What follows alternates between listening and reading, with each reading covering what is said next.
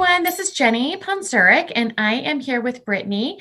And Brittany is going to talk to us a little bit today about interviewing school psychologists. So, Brittany, why don't you go ahead and give us a little bit of a background about yourself?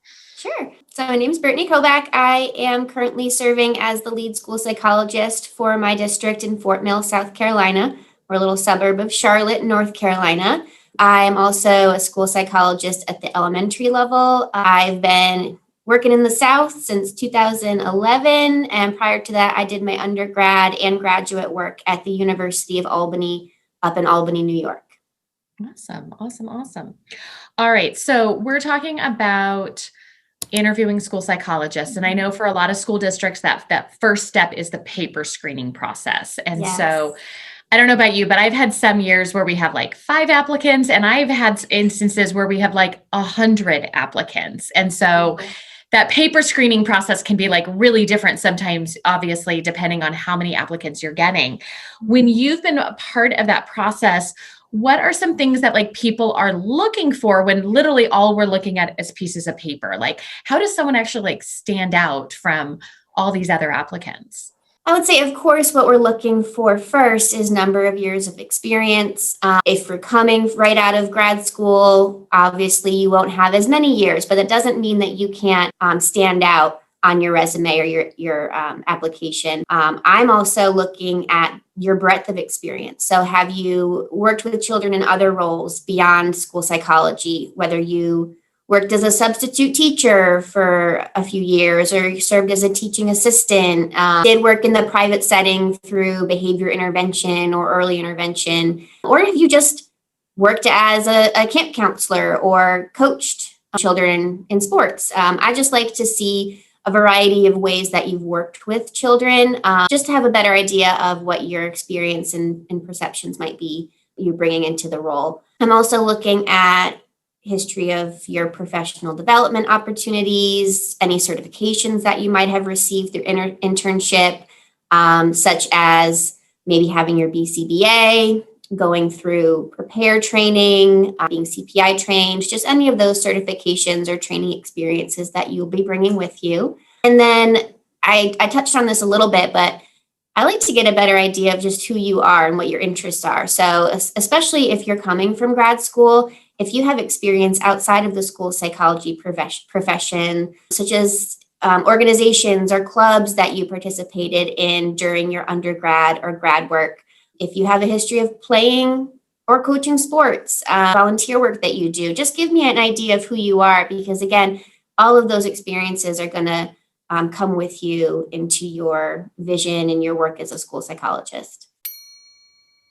So I'm curious, because I've had this happen sometimes with the paper screening experience, where we actually find a lot of like grammar errors or a lot of spelling errors. And I don't know about you, but those kind of like stick out in my mind. Like, I feel like this is like that first look at me for a district, especially in a role like as a school psychologist where we write so much. So I'm kind of curious, do you ever take a look at those kind of pieces as well when you're looking at, resumes and those letters of introduction and different things like that?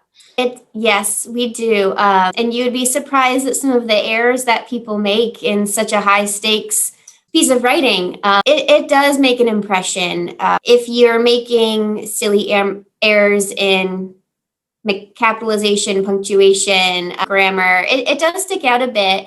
Again, it's not a game changer or, automatically make us put your resume at the bottom of the pile, but it kind of gives you an indication of maybe your level of detail and thoroughness in completing some of your paperwork, because we know paperwork's a big important part of our job in some ways. So, and I laughed a little bit when you mentioned that, because we did have an applicant last year who submitted his application and everything was lowercase. There was not one capital letter in the entire application, including his own name.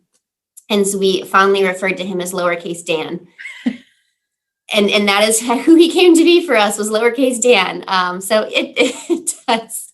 I've never seen that other than, who was that? Like E.E. Cummings or something? There was like a poet who used to write everything in lowercase. I don't think I've ever seen that. That is pretty amazing. Yes. So lowercase Dan will forever be in my heart.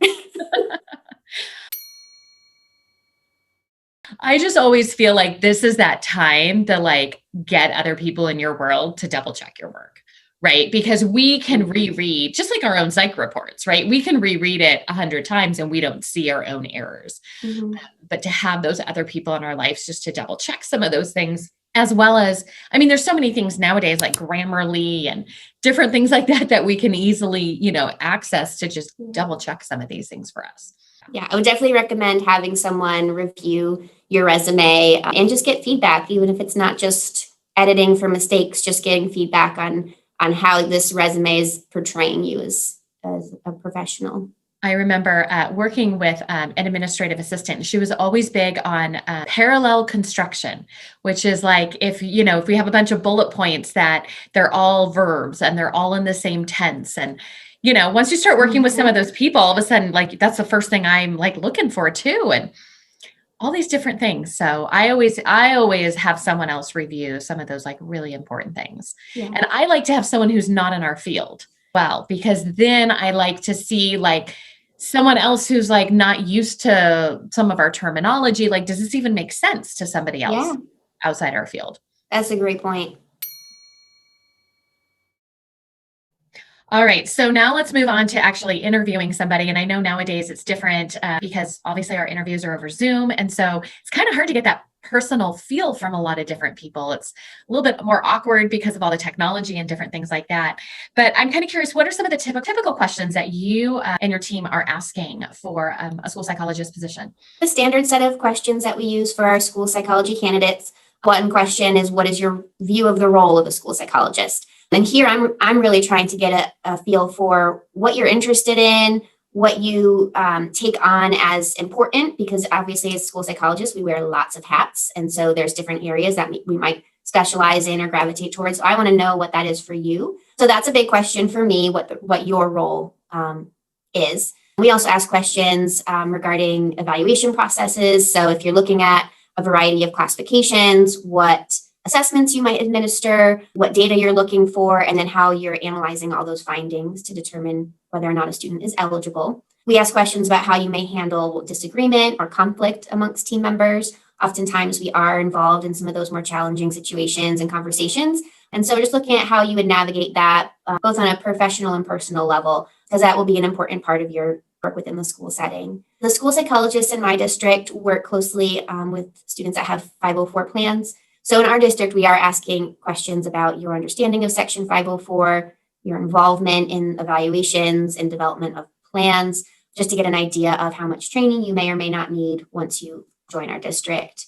And then we also ask questions about history and experience with MTSS and the role that you've served in your school's MTSS teams, in particular, how you're supporting students on the SEL side of MTSS and your interest in being involved in that further. And then lastly, we ask questions about your experience handling crisis situations, whether or not you've been trained in a specific school-wide or district-wide crisis protocol, such as PREPARE, if you have experience doing suicidal ideation assessments and threat assessments. At the secondary levels, we also ask a question about your experience in manifestation determinations. Whereas the elementary level, that's not typically something that you would need any experience in. I love how so many of your questions had so many different pieces of our job. One of the things I always tell people who are interviewing is listen for the questions, because I mean, you went from, assessment to 504 to crisis. And so you can tell what some of those expectations are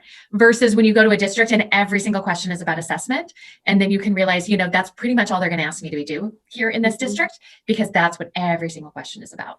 Yeah, that's such a good point, because as I said, we're trained in so many hats, but district to district and school to school, the day-to-day expectations for school psychologists can vary widely. So that's a great point to listen to what the questions are asking, because that does give you a view of what the role generally is for the school psychologists in that placement. And here, obviously, we do it all. Yes, I could tell. It's wonderful. I love it. But yes, we are involved in a lot of different processes in our district. So we want to just get an idea of your experience in all of those areas. And we were talking a little bit before the recording as well, just because this is such a unique year for everyone, but obviously in our world of school psychology as well, that, this year's experience for people is obviously going to be very different, depending on where they're coming from and what their school district was allowing in regards to virtual assessments versus in-person assessments versus we did record reviews for everyone. And so how are you guys kind of taking that into consideration as you guys are doing interviews this year? It has been challenging. I've been a part of several interviews virtually just this school year. And it is a little bit hard to gauge someone's personality virtually. I am sure it is intimidating as the interviewee to be doing the interview virtually, but just know that everyone's in the same boat, particularly if you're coming from grad school and you're about to graduate and move into the school psych world. Your experience and internship may be a little bit more limited this year than you would have hoped. And I would acknowledge that in your interview and explain, this has been a tough year. I have not maybe had experience doing this, but I am open to learning new things. I like challenges. I would love feedback and support. So I think by acknowledging that just because of the circumstance, maybe you weren't able to do as much face-to-face or be involved as directly in whatever they're asking you about, but then following up with the excitement to learn and the willingness for feedback, because you're all going to be in the same position. It is what it is. It's a global pandemic, and you might not have had that experience, and that's okay. I would also use that opportunity as time to ask your district, what type of support do you offer for first-year psychologists in your district? The first year is a steep learning curve a lot of times, and it's going to be important for you to have some type of mentorship, some type of support system put into place to ensure that you're getting the support that you need so that you can learn. Whether or not you had the experience in internship, it's just going to be important that your districts are providing that type of added support for you. So I would use that as kind of your opening to ask those questions. When you were talking about doing the interviews on Zoom and how that's obviously, kind of a negative, we're not able to kind of get that personal experience. One of the things I was thinking about, though, because I was involved in some interviews earlier this year, was that thinking you could easily have notes up that like you can't have when you're in a face-to-face interview. You could literally have notes like, Post-it notes up right around your computer. And as long as you're still looking at us, I was just like, wow, what a benefit versus what we were able to do, 2 years ago or something like that. That is a great point. Yeah, and I make yourself a little cheat sheet of the things that you want to hit about your experiences, your interests, what you value, and have that up there so that if you do get nervous, it's right in front of you. And I think even if someone even acknowledged it, because I know a lot of times people might end with, is there anything else you want to share about yourself to the team or something like that? I think it's nice to be able to like even go and go, let me just double check my list. No, I was able to, yeah. Because I think it also shows that you were prepared. Yes. That because it is one of the most, any interview is one of the most like anxiety producing situation. So I think it's nice to see, well, how does someone prepare for that anxiety producing situation there? Yes. And that is something that I'm looking for when we're interviewing is not only the answers to the questions, but how you're answering the questions and your poise and your confidence and your demeanor. So give yourself a second to breathe after a question is asked and prepare your response, because how someone is presenting themselves in an interview, which is a very high stakes, stressful situation, is indicative of how you're going to handle maybe some of those high stakes, stressful IEP meetings.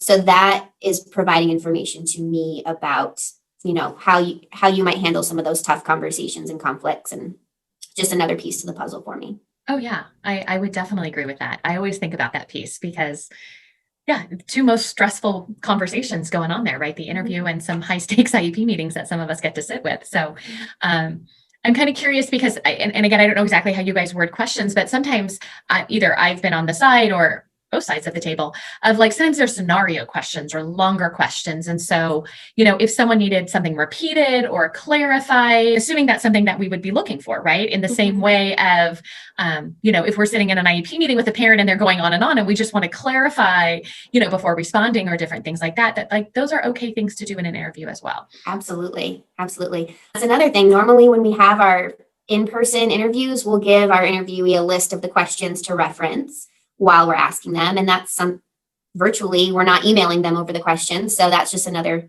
challenge of performing or conducting these interviews virtually. But yeah, if you need something clarified or repeated, please ask for that. I think that shows another level of confidence and ensuring that you are clearly understanding what the question is so that you can answer it as directly as possible. Yeah. Awesome. Anything else or any other tips for someone who's going to be interviewing for a school psych position soon? I would say do your research, research the district, research the school, just to get an idea of what the population might be, whether it's going to be more Title One families or families that have a little bit more parent involvement, the size of the district, any specialized programs that might be at the school that you're interviewing for. Look in the directory of the school to see certain positions, to see what support staff are available at that school. That might help you to figure out what the role of that psych is. All that information is going to be helpful for you so that you can compose some clarifying or follow-up questions for the interview team about what may be expected of you as their school psychologist. And make sure that the role that you are interviewing for is going to align with your interests and your values. Because I know I've said this so many times, but we can do so many different things with the school psychology position, which is wonderful. Just make sure that you're applying for a school that would be the best match for you, because that's going to be imperative. And maybe not everything lines up perfectly, but as long as there's opportunity for you to participate in whatever it is that gives you all those warm fuzzies, ask that. And I would just say what I'm overall looking for in an interview is knowing that the values that psychologist has are student-centered. We are advocates for students. And in my personal opinion, I think that's our number one role in the schools, being able to work as a team member and collaborate with not only school staff, but parents, but always having that student's priority as being in the forefront and the number one priority. So in whatever way you can portray that in your interview, try and make sure that you're working that in, and just understand that you're going to be nervous, and that's okay. And we know you're nervous, but just as prepared and poised and confident as you can portray yourself, even if inside your heart's beating a million miles a minute, just take those breaths and you'll get through it.